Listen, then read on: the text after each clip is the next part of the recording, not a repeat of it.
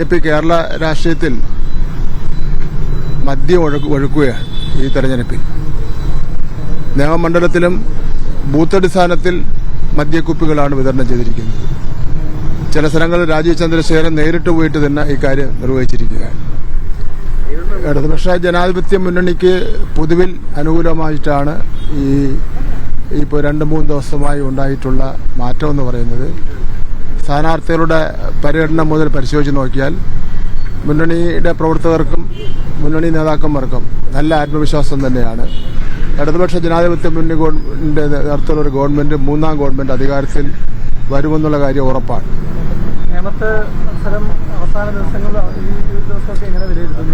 നേമത്ത് ഒരു ആശങ്കയ്ക്കും ഇടയില്ല.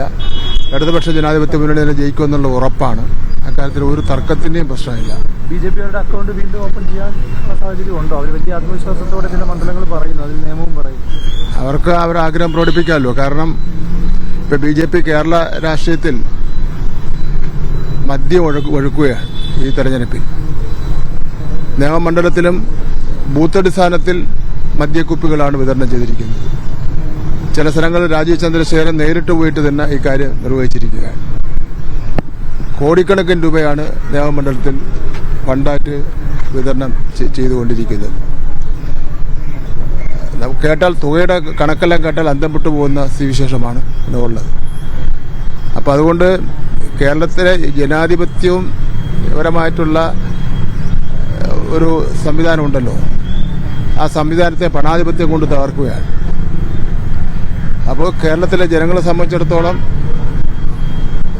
ഇവിടെ പക്ഷവിരുദ്ധ വികാരമൊന്നും കാണുന്നതിന് വേണ്ടി കഴിയില്ല. അതെല്ലാം ഇടതുപക്ഷ ജനാധിപത്യ മുന്നണിക്ക് അനുകൂലമായിട്ടുള്ള സമീപനമാണ് വന്നിട്ടുള്ളത്.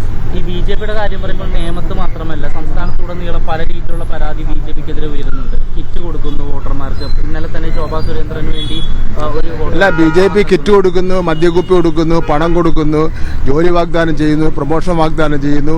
ഇതെല്ലാം രാജീവ് ചന്ദ്രശേഖരനാണ് നേരിട്ട് ചെയ്തുകൊണ്ടിരിക്കുകയാണ്. പല മണ്ഡലങ്ങളിലും ഏജന്റുമാരെ വച്ചിരിക്കുകയാണ്. ഇത്രയും നാണം കെട്ട, അതേപോലെ തന്നെ ജനാധിപത്യത്തിന് അപമാനം ഉണ്ടാക്കുന്ന രൂപത്തിലുള്ള ഒരു തെരഞ്ഞെടുപ്പ് പ്രക്രിയയാണ് ബിജെപി നടത്തിക്കൊണ്ടിരിക്കുന്നത്. കോൺഗ്രസ് ഒട്ടും മോശമല്ല. തെലങ്കാന മുഖ്യമന്ത്രി വന്ന്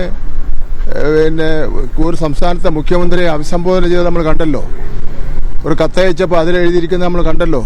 ഇത്രയും സംസ്കാര ശൂന്യമായിട്ടുള്ള ഒരു പ്രയോഗം നടത്താൻ പാടുണ്ടോ?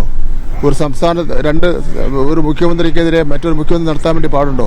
കേരളത്തിലെ ജനങ്ങൾ കോൺഗ്രസിനെ സംബന്ധിച്ചിടത്തോളം, കോൺഗ്രസിന്റെ സംസ്കാരത്തെ സംബന്ധിച്ചിടത്തോളം അതടക്കമുള്ള കാര്യങ്ങൾ വിലയിരുത്തുന്ന കാര്യത്തിൽ യാതൊരു സംശയവുമില്ല. കേരളത്തിലുടനീളം കോൺഗ്രസും ബിജെപിയും എല്ലാം ശബരിമല ഒരു പ്രധാന വിഷയമാക്കി. പക്ഷേ എപ്പോഴും ഈ സോണിയാഗാന്ധിയും വിഷയമാണെന്നല്ലേ എപ്പോഴും മിനിസ്റ്റർ എപ്പോഴും ഉന്നയിച്ചിരുന്നു. പക്ഷേ MABB എല്ലാം പറഞ്ഞത് സോണിയാഗാന്ധി അങ്ങനെ തെറ്റുകാരനാണെന്ന് ഞാൻ കരുതുന്നില്ല എന്നാണ്. സോണിയാഗാന്ധിക്ക് ഇതിൽ മോഷണത്തിൽ പങ്കുണ്ടെന്നല്ലല്ലോ ഞാൻ പറഞ്ഞത്.